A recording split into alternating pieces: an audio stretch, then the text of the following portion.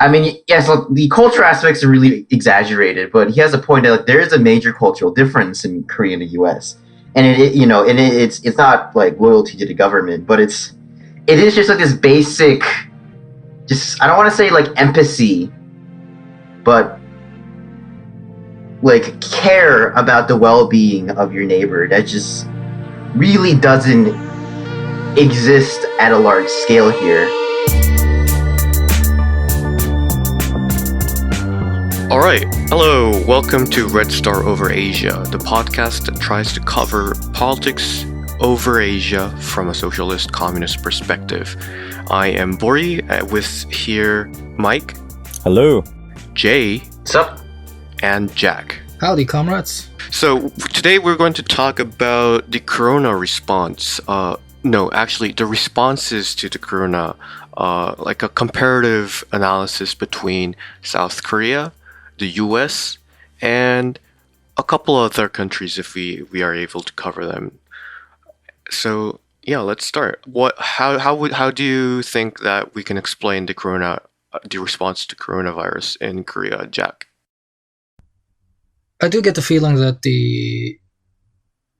comparatively, compared to the rest of the world, East Asian countries have been doing relatively well. I believe in the early stage of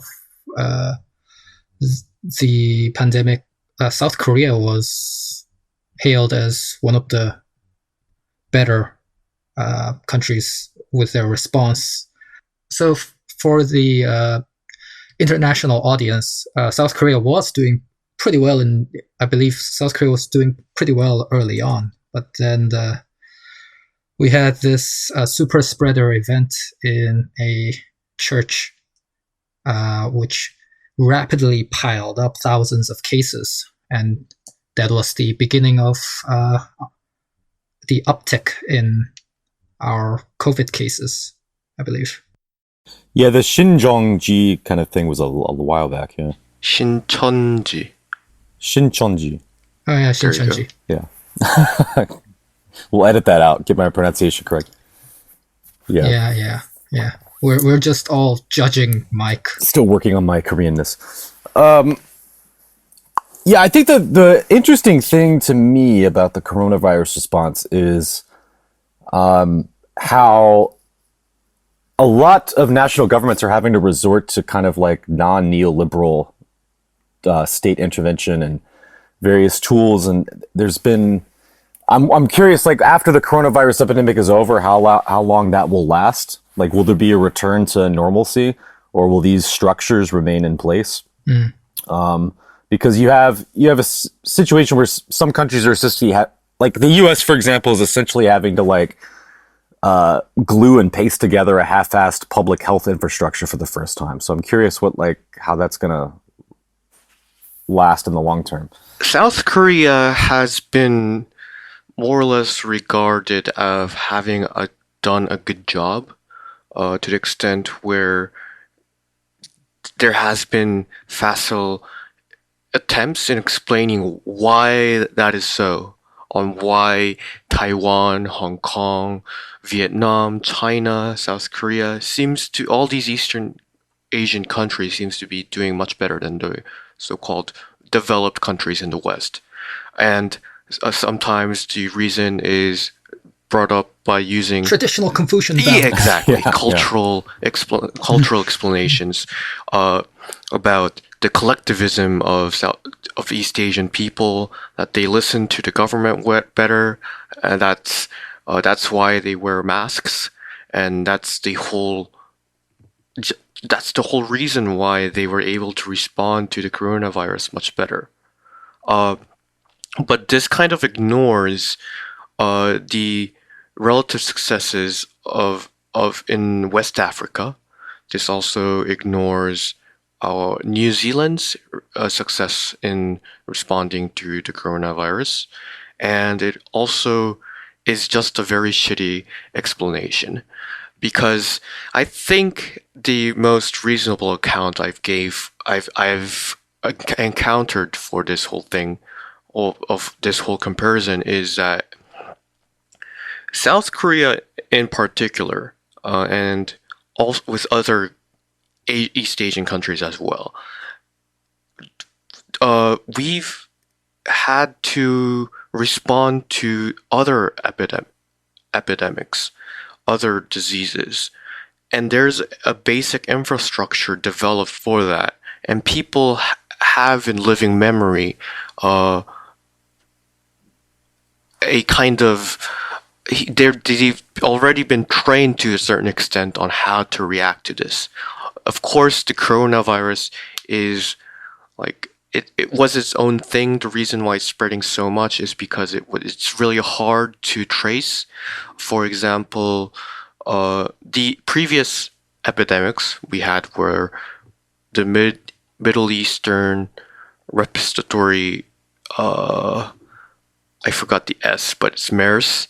And then there was the SARS. There was the swine flu. There was the avian flu, and all these things.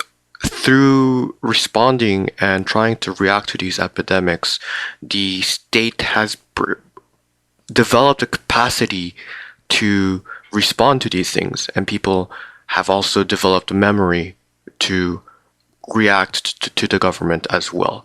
So all these things coinciding together, we have a relative success.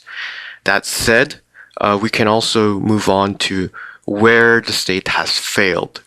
And this might be, I guess, flabbergasting to listen to if you're based in the UK or the US, and we'll probably get to that. But yeah, the South Korean government has not been doing a great job in kind of regulating or controlling the crisis that has come out from this corona pandemic. Also, on top of that, I would like to add that the many of those countries that say China or South Korea or Vietnam tend to be highly militarized societies that have a massive war that ravaged their country in living memory.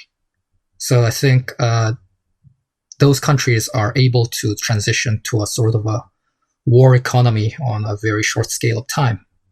And also that in case of, say, I think China and Korea, they have been using their not so inconsiderable surveillance apparatus in dealing with the pandemic through contact tracing, through tracking phone data and that kind of stuff. So, I think there's a lot of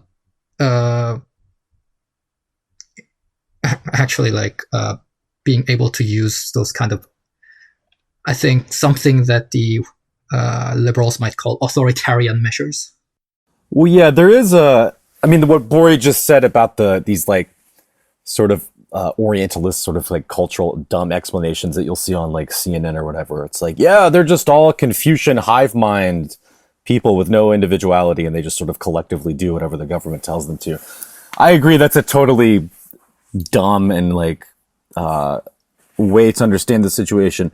But there is an element of truth in the sense that there are, I think the US Americans have a more extreme libertarian kind of way of being that you see playing out with people risking dying to try to go to Applebee's, I'm not going to wear a mask. I can't.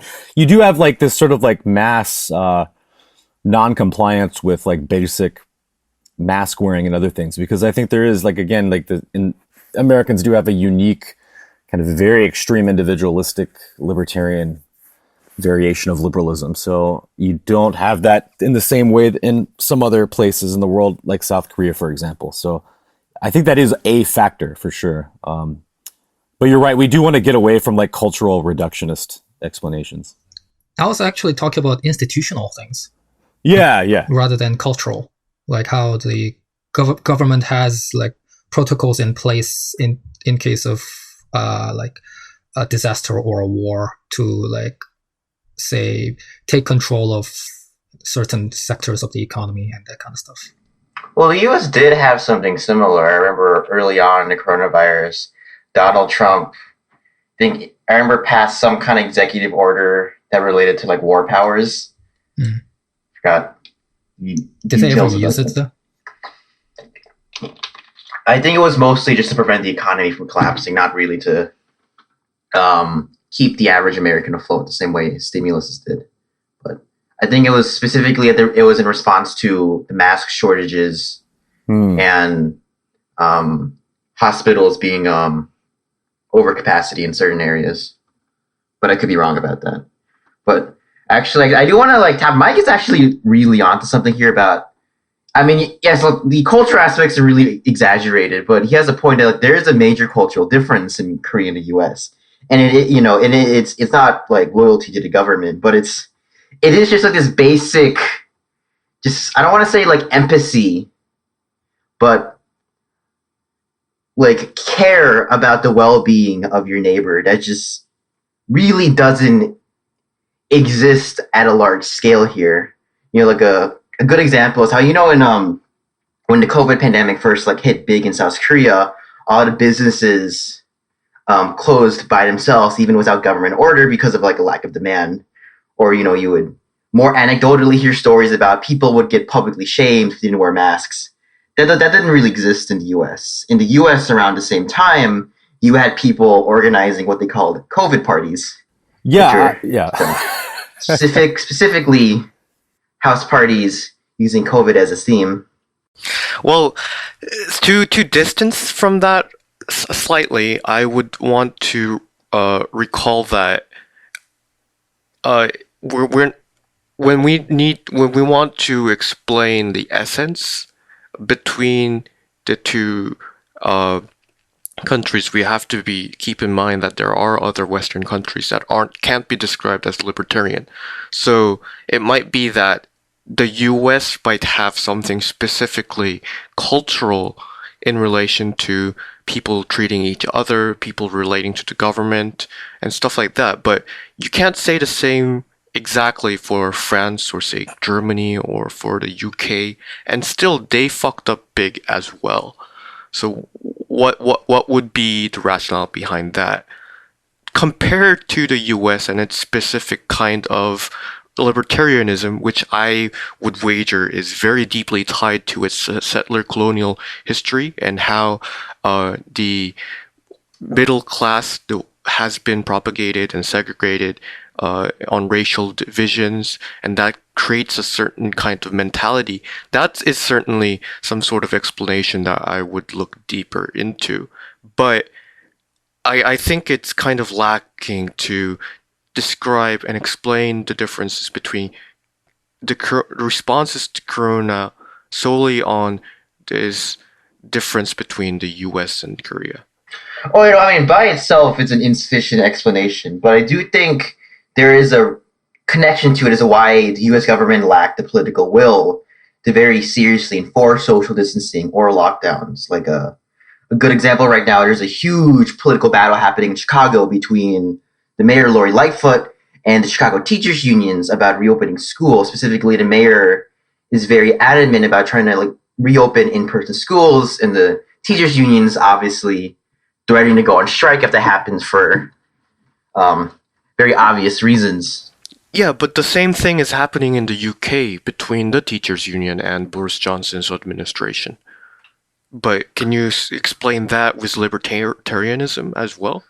Well, I think it's more of how are these politicians able to not only stay in power, but be able to implement these policies so nonchalantly. Because, for example, compared to countries like South Korea, a lot of European countries are not doing very well. But if you compare those countries in Britain or France to the U.S., it's just very difficult to compare to just the level of how badly things are in the U.S. right now. A good example is where I used to live in Iowa.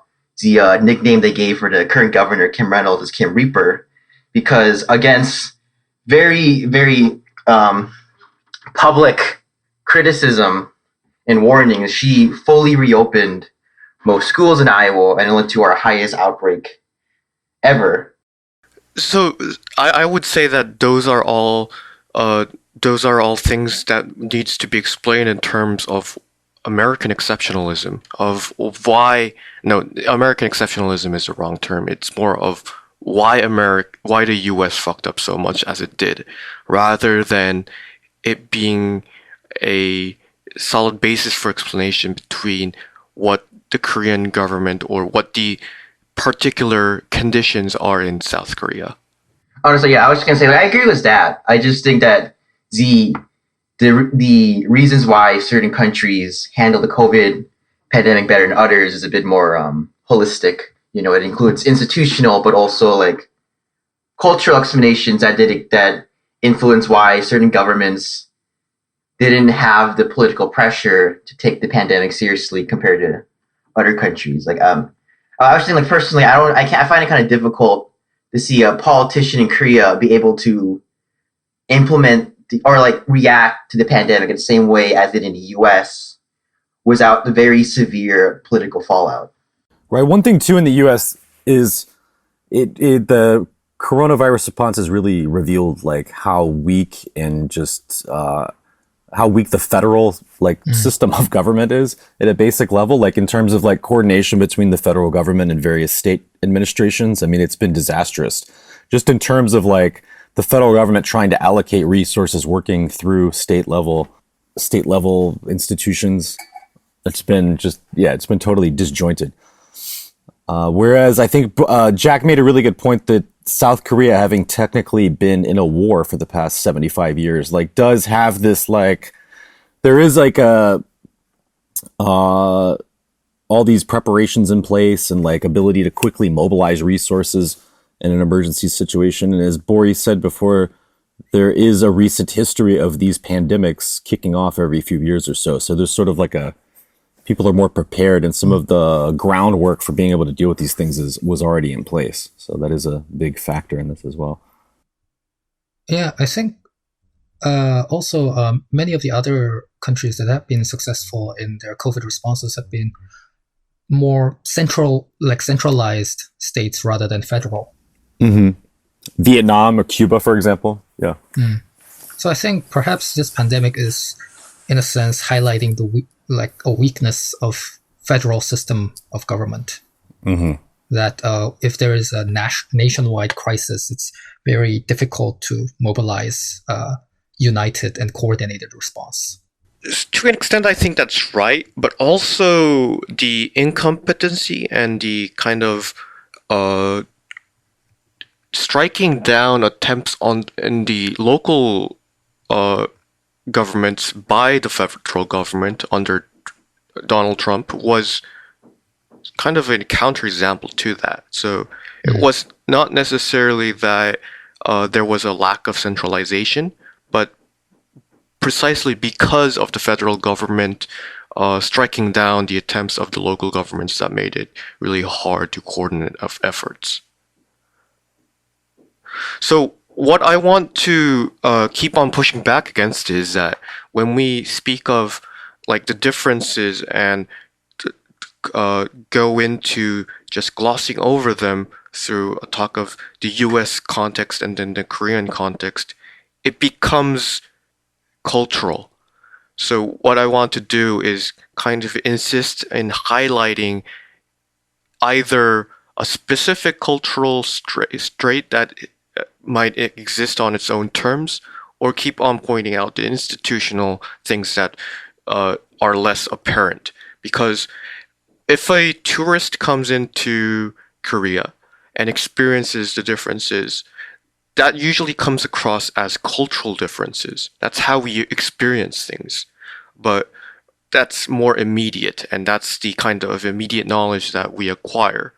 But in this podcast, I hope we can kind of push up against that. That's where all the cultural differences, opinions pulled out of various columnists' asses come from directly trying to extrapolate their experiences and firsthand, or even not even firsthand, third-hand experiences into a coherent explanation. So one of the specific Korean institutions that might show the mentality of institutions behind it are the text messages that are constantly being sent every day, like 10 times a day, even more so than that. And whenever it's being sent by the Central Disaster Response Center, and then whenever it comes, when you're in an office or even if you're in a public setting, then all the phones start ringing off at once. And you can see a similar kind of mentality.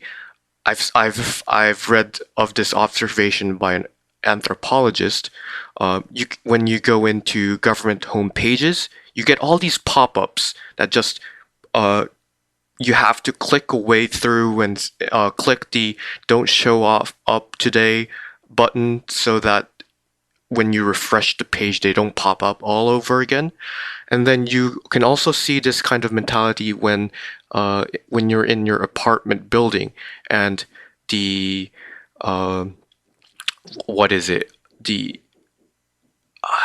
darn it, I don't know the term in English. 경비실? Jack, can you help me? When the security office at the apartment has like a public service announcement every now and then. Sure. Yeah, when they have a broadcast, it just barges in. So what all these things, three things have in common is that they just barge in. This is a peculiar institutional setting that is unique to Korea, or at least according to the anthropologist observing the differences between Korea and France. It is unique. The first time that I heard the speaker announcement thing within an apartment, I was not aware that I had a speaker in my apartment. So it like freaked me the hell out. It was like, that one of the scenes from like 1984 where the TV starts talking and does your like 2 minutes of hate propaganda. And I was like, I couldn't figure out where the speaker was. There was just this booming voice coming from the ceiling. It's a Confucian dystopia. That is very unique. Now you could say that, okay, but if the information is crucial, then it's something, isn't it? No, I'm not complaining. I was just saying I was very surprised the first time it happened because I didn't know what it was. But Mike, but what I want to say is that the information that is sent out by barging into personal spaces is stupid. It's usually very redundant. So one example I can give out, a personal anecdote, is that in our apartment, there's in the process of figuring out which apartments in the building have dysfunctional speakers. And the way they try to find out is by broadcasting and asking the people living at that moment in the apartment whether their speakers are working. And if they're not, to let the security office know. And that's not possible if they're not working in the first place. How would you know that there was a broadcast going on if your speaker wasn't working? Right. So like these basic things aren't thought out through. What happens is that because there are already the capacity for state to just barge in, well, in the apartment example, it's not precisely the state, but it's this sort of bureaucratic centric institution that has already been pervasive. South Korea has been through military dictatorships until the late 80s, and even after that, even after formal democratization, another military strong person was elected. But anyhow, this sort of culture of the government barging in is still a thing. You can see this in your everyday lives. Mike brought up the analogy to 1984, and although it's not that dystopian and it's much more, it's almost you're not conscious about it, but if someone sort of brings it up, then it becomes apparent. I think we want to focus on these sort of differences that indicate a deeper institutional political history that is peculiar to Korea, at least when we're talking about Korea. These things might apply or not to other East Asian countries, but as Jack kept on insisting, the issue isn't authoritarianism at the cultural level. That is a thing, but that is an effect of the ways that the institutions are organized, of the political histories of how the institutions were developed in the first place. So these things are effects that are needed to be explained. And when we say that authoritarianism is what explains, this is just begging the question. And that's what I was trying to keep on insisting till now. Yeah, no, I totally agree with you. What is the history of like the text alert system? Like when was that started? Like the emergency alerts that are sent through text message. When was that system set up? Any of you guys know? So I'm not completely aware of that, but it's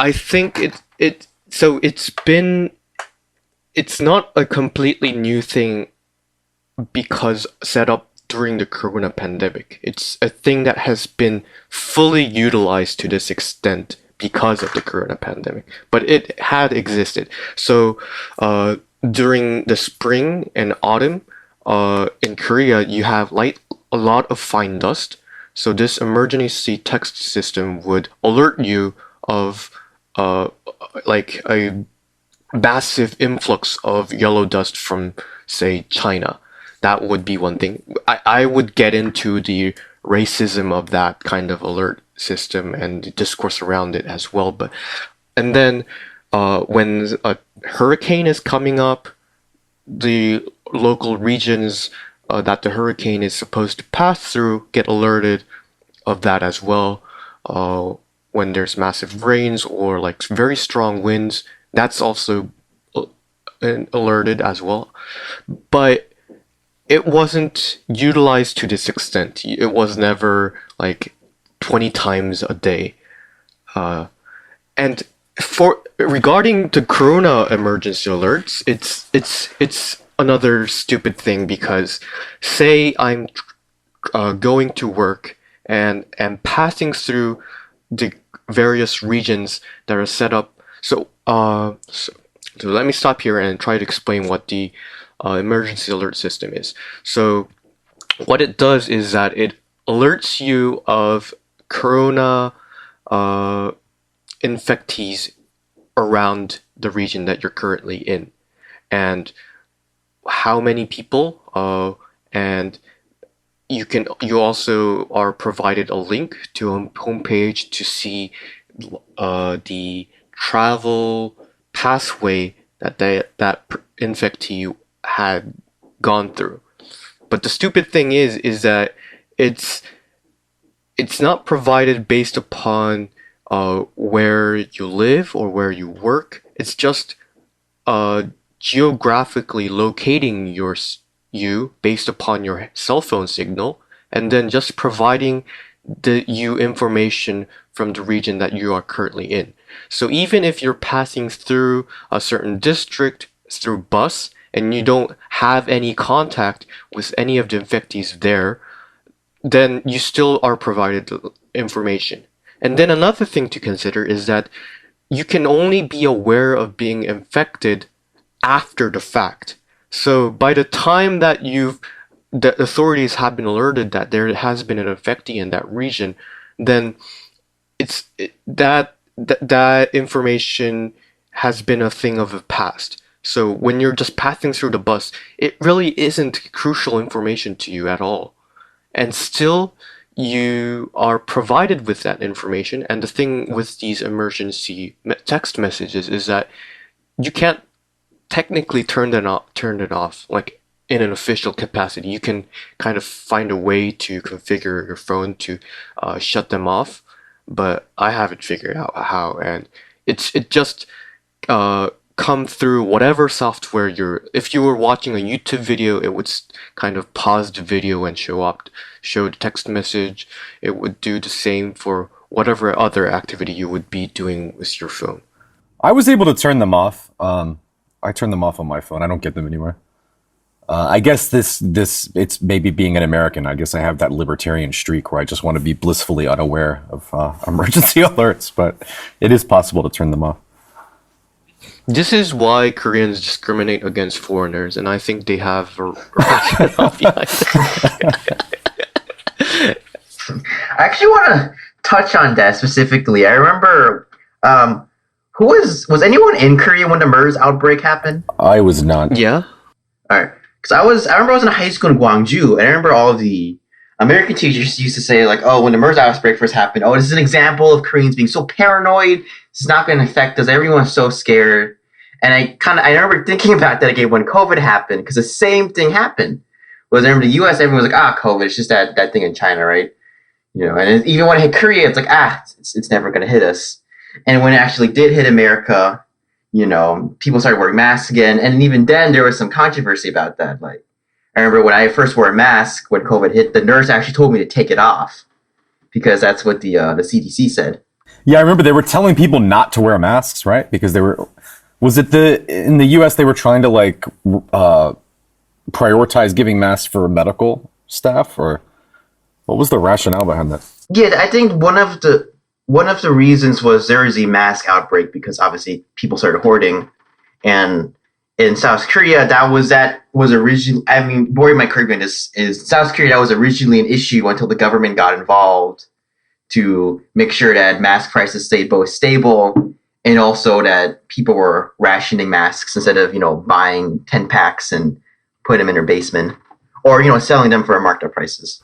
So in South Korea, every citizen has this. They're registered and they have an identity, a unique identity number, and based upon, I think, the year you were born, you were designated a certain day of the week where you could go to the pharmacy and buy a mask, and that was how the government kind of rationed the masks in the first place, kind of by not allowing people to buy masks. And even when you were able to go to the pharmacy and buy a mask, you would be limited to how many you could buy. So yeah, these interventions worked. So people, I guess, more or less understood the reason why these measures were required.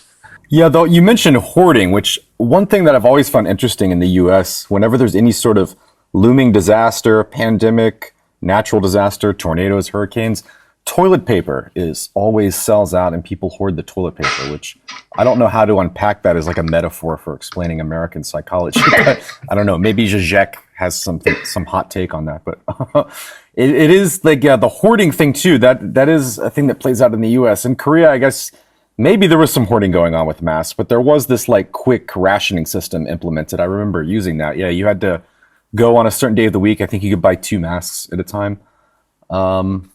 Again, there's the mechanisms for implementing something like that very quickly aren't quite there in the U.S. in terms of, to get back to the federal system of government we have, where there's always like, you'll have the federal government like fighting with the state governor about like basic pandemic response stuff, and it makes coordination and distribution of resources very messy.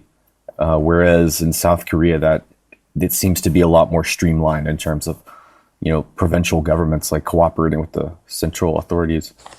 So I guess since we've talked about these relative successes of the South Korean government, we should kind of designate some time to shit talk it as well. So what the Moon administration is doing horribly wrong is that the state interventions are somewhat rational if we compare it to a shithole of a country like the US, but it's still basically quite liberal. So it's liberal in the sense of the utmost priorities are trying to make the economy run smoothly.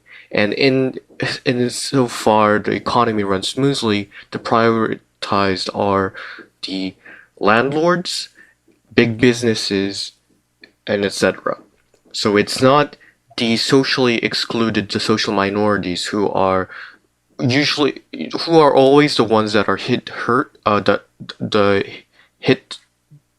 worst in these sort of crises, but these people aren't given priorities. So an example would be the homeless in Seoul, and despite like the homeless being homeless have less access to medical institutions, um, and it's quite hard for them to keep sanitary. But the bureaucratic measures would prevent the homeless from getting health care because, for example, they weren't homeless long enough, or and like other related issues. So these people are just set aside and not really taken into consideration at all. And the bureaucratic measures that violently remove them from being able to live a sort of sustainable isn't the word I'm looking for here. Like at least a bare minimum. The violence that removes them from that possibility is only exacerbated during this time. So anti-poverty activist groups had been talking about these issues for quite a time, and they've just said that the corona pandemic has just accelerated the processes of excluding social minorities. And you can see that happening in the workplaces as well. So a horrid example would be that so there was there was an outbreak in a certain workplace, and everyone was notified of it except for a woman who had recently gone through the due processes for what is it, for trying to report sexual harassment. So there was workplace bullying, and the entire company had kind of joined together to bully that woman by excluding her from withholding from her the information that an outbreak had happened. Wow. And then in other workplaces, like there was a big outbreak in a call center. Those Because the business had to continue as usual, people were stuffed into indoor places, and even with having masks, the call centers being call centers, people having to talk a lot, that brings out saliva, and this is the primary infection route. The precautions weren't taken up. And you can see these examples all over the country. And the cherry on top, the icing, would be that at the end of last year, all these social movements in South Korea had organized together around the law to punish companies for letting industrial disasters happen in the first place. But the law that got passed was a law that excluded small workplaces where most of the Korean workforce is in. Small workplaces are workplaces with less than 5 people, and that's where 40% of the workplace works at, and also where most of industrial disasters happen as well. So even during the corona pandemic, where the poor, the socially excluded, social minorities were hit worst, and where the social movements were trying to pass a law that would kind of allow companies to be held responsible for allowing these outbreaks to happen in the first place, the Moon administration kind of sabotaged the law for a toothless law to get passed at the final instance. So I haven't even brought up the criticisms the public and health trade unions had made of the Moon administration of not setting up the appropriate measures for an extended a corona outbreak duration, I guess, and etc. but I'm talking too much here. Well, one thing that's interesting to me is that various national governments in South Korea, but I guess I'm particularly thinking about the UK and the US, are having to resort to, again, sort of like non-neoliberal state measures in order to contain the epidemic. So I'm curious to see how much of those systems are going to remain in place after the pandemic is over. Like, for example, the stimulus payments, which is sort of a tepid kind of experiment with universal basic income.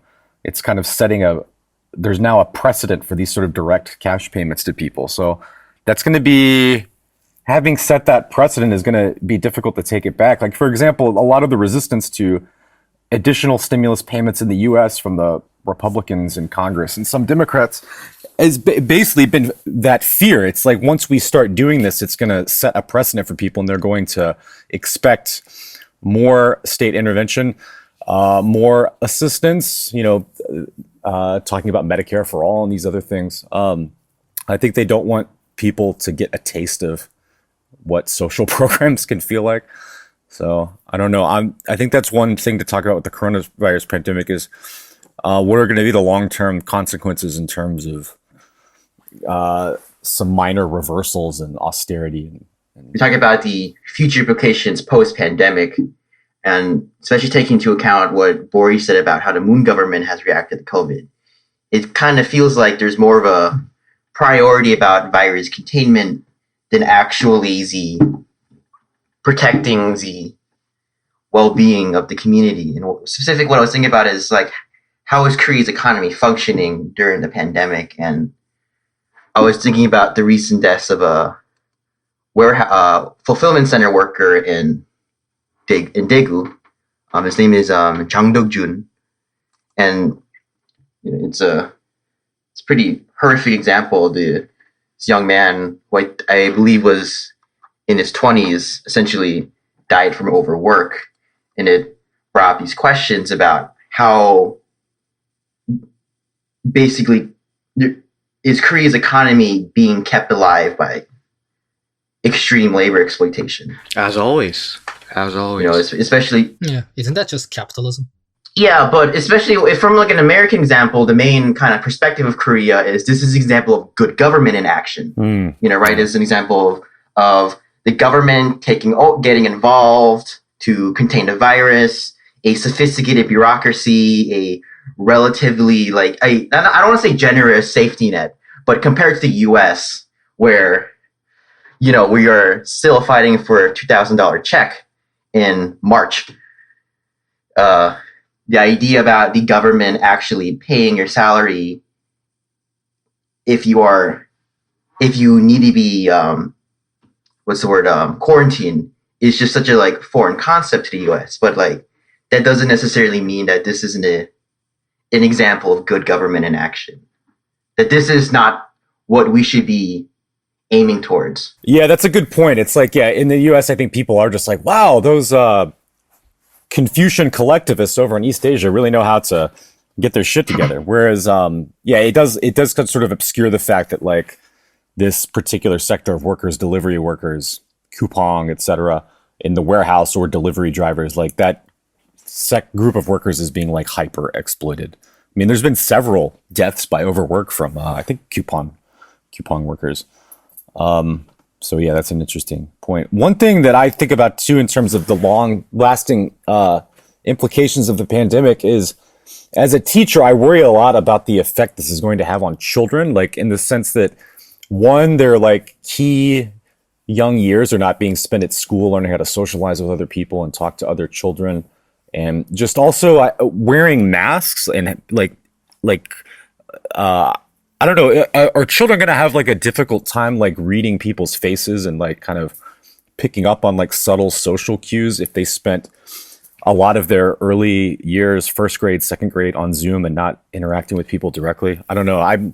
That's one thing that really bothers me about this pandemic is what is the effect on children going to be in the long term, if that makes any sense. No, I mean, I think that makes a lot of sense. I mean, a lot of people forget that the alt-right started out online. It started out through Gamergate, and I think one of the major factors in that is it's much easier to not be empathetic online. It's much easier to just you wouldn't act towards a person you met face to face the same way you would on Twitter or Facebook. Absolutely, yeah. And it wasn't too much of a big deal when you had the choice to just walk around in school or at a bar. But when you have people at a very young, very mentally sensitive age, this is going to be a major definitive point. I'm not saying I'm worried about just a new generation of socially inept Reaganites, but it is on my mind. Well, and also Japan, for example, registered a month where there were more deaths by suicide than coronavirus. So, you have a lot of young people that substance abuse is going through the roof in the U.S., for example, suicide rates, etc. So there's a catastrophic social consequences with the lockdowns and all of that. So those effects, I think, other than the most recently brought up example of suicides and mental health, I think take for granted that we'll return to a normal of before when the corona outbreak happened. But I'm kind of skeptical if that time will ever come in the first place. So we all know that smallpox was eradicated effectively because the vaccines were distributed and throughout the world, because I guess the developed countries kind of did a calculus on whether distributing the vaccines and allowing the economy to function was cheaper than just letting these things spread perpetually. Sadly, it seems like they no longer do the calculations now. So you have national competition. Vaccines are being distributed only after everyone else has bought them up, and even then, vaccines are being led to their expiration date because they aren't being effectively distributed where in the countries that they've been bought up in the first place. So this kind of forces the virus to mutate, not to mention the virus already mutating where the vaccines aren't distributed. And the vaccines, if they're sorry, I'll finish soon. If the vaccines they have an expiration date not until they're actually used, but even after they're used, you have a 1 year period where this vaccine works against a particular strand of the virus that's circulating. But if the virus then mutates, then we'll have multiple strands that might be even more deadly, but also that is resistant to the vaccines that have been developed to that point. So the way that this is being vaccinated doesn't look very promising. So we might be facing a long period where various strands of the coronavirus circulate in one region or another. So reading social cues through masks might be the new norm, and children might be just getting accustomed to that. So this kind of worrying about being socially inept in the context of what was before the coronavirus might be misplaced. We might have to be even more pessimistic that they have to read social cues, and this is going to be how things are getting done in the first place. It's a horrifying thought. Yeah, indeed. It's not just corona, because if we look at the rate at which new pandemics arrive, it's been mostly accelerating. So sooner or later, so even perhaps before the coronavirus pandemic is say dealt with properly, there might be a new pandemic to come.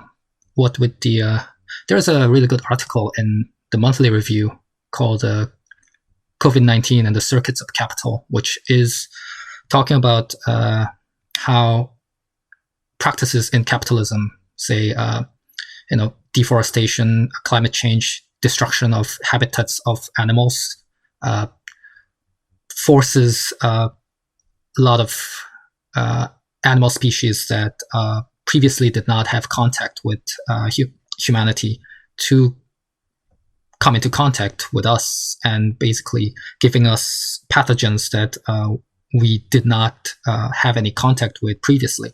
And practices like factory farming or a high rate of urbanization basically gives pathogens a massive petri dish to breed and mutate at a unprecedented rate compared to prior that kind of development.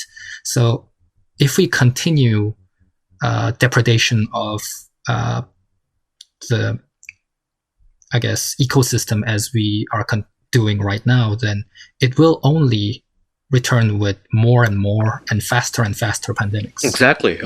Where the vaccination might have seemed like the light at the end of the tunnel, but as Zizek likes to say, that light might as well be the train running towards us.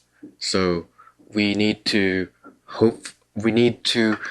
not hold our expectations high and be very humble about where the future lies. Yeah, so dear listeners, if you want to take your mask off, destroy capitalism. All right, well, that's a good wrap up on the coronavirus question. I think before we go, though, I'm curious what you guys think. So we have mayoral elections coming up in Seoul and Busan. For listeners who may not be aware, the two largest cities in South Korea have vacant. The mayor's position is vacant due to some Me Too kind of related sexual harassment issues. So I don't know. What do you guys think is going to happen with the mayoral elections? So I'm kind of, it's complicated because the Justice Party decided not to put forward any candidates because the leader of the Justice Party did sexually harassed one of the assembly members of the Justice Party. Yeah. And that kind of, I guess, destroyed the moral high ground for the Justice Party to put forward a candidate in the first place. But then again, it's a lot of progressive and the left it's been through a lot of controversy on whether that was the case in the first, whether this was a legitimate concern in whether that kind of moral high ground was the basis for the Justice Party trying to contend these mayor positions because it's still a minor party. The Justice Party wasn't looking forward to actually getting elected. It was trying to put forward crucial agendas and issues into the election race and the coverage, so to create the discursive space for social movements to exploit further. And also the issue of what do Justice Party members and supporters now, what do they vote for now? But since because the Justice Party had decided not to contend in those vacant spots, I really don't know. That's why it's complicated for me, I guess. Yeah, the only thing going through my mind as I'm reading those news is stop putting your dicks in my goddamn politics. Seriously, what's with all those sexual harassment scandals keep popping up over and over again? Yeah, not just in South Korea too. There's been a spate of them. Yeah. On the left, generally, it seems like. I don't know if it's just. Well, it's not just the left; it's just everywhere. It's just only in the left that it's revealed. Your industry, governments. I guess the right wing is better at it. Yeah, I don't know if it's. Well, I mean, we know why it doesn't affect the right. I mean, it wasn't that long ago where the word legitimate rape came from in the GOP. Well, yeah, I think it seems like it does feel like there's an increase in these instances happening with like in left organizations and social movements, etc., in the U.S. and elsewhere. But to put an optimistic spin on it, maybe it's simply because people pay attention to this stuff more and take it more seriously. Not that it's actually occurring more than in the past. Yeah, you can read about accounts decades ago where you can see the same shit happening. I mean, basically Lenin covered up the rape case in the Bolsheviks. So these are these are the cultural attitudes of millennia that have only been being taken up seriously recently. But the sad thing about the Justice Party incident is that that leader had been gone through all the feminist educations, all the workshops. Like he knew what was wrong and why, and like there are absolutely no excuses for that. And still, and not just of it wouldn't have made it any better, but it wasn't like he committed it against uh an assembly member. So you can see the extent of male chauvinism prevailing in South Korea. And so the I guess this sort of slogan is I get have the entirety of the leadership Yeah.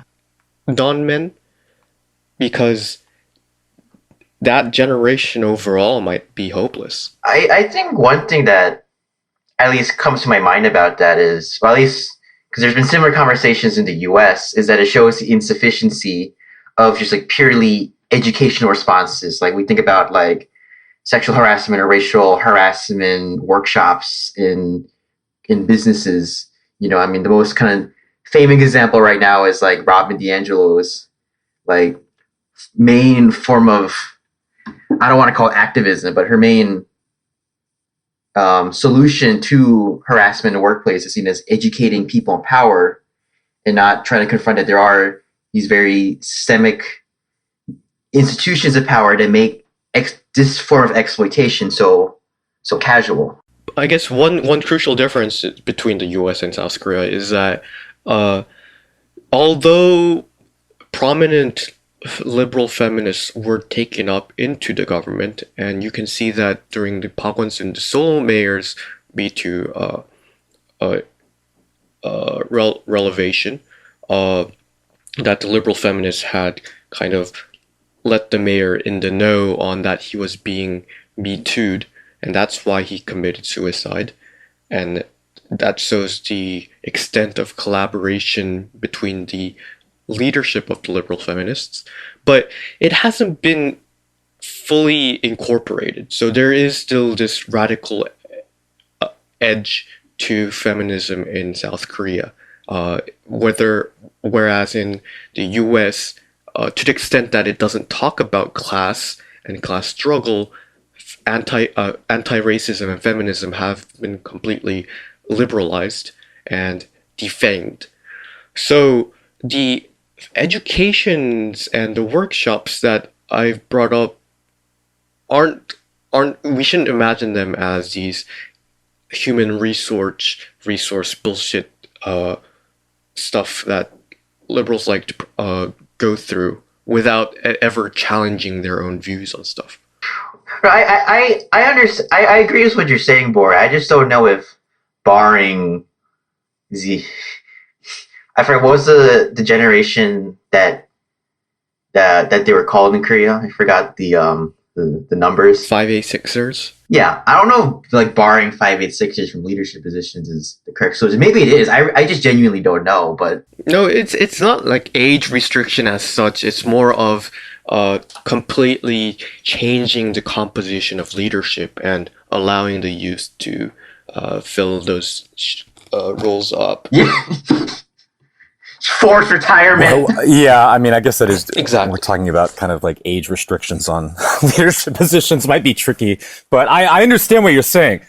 Yeah, like the older generation could serve as like advisory role with their experience, while the younger generation could have more authority, perhaps. Because it's like generally the older men got all the power and authority, and which is why they do this kind of shit.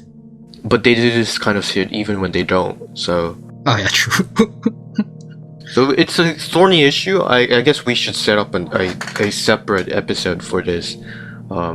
There's so much to be talked about, and Yeah. today's subject was more about responses to the coronavirus.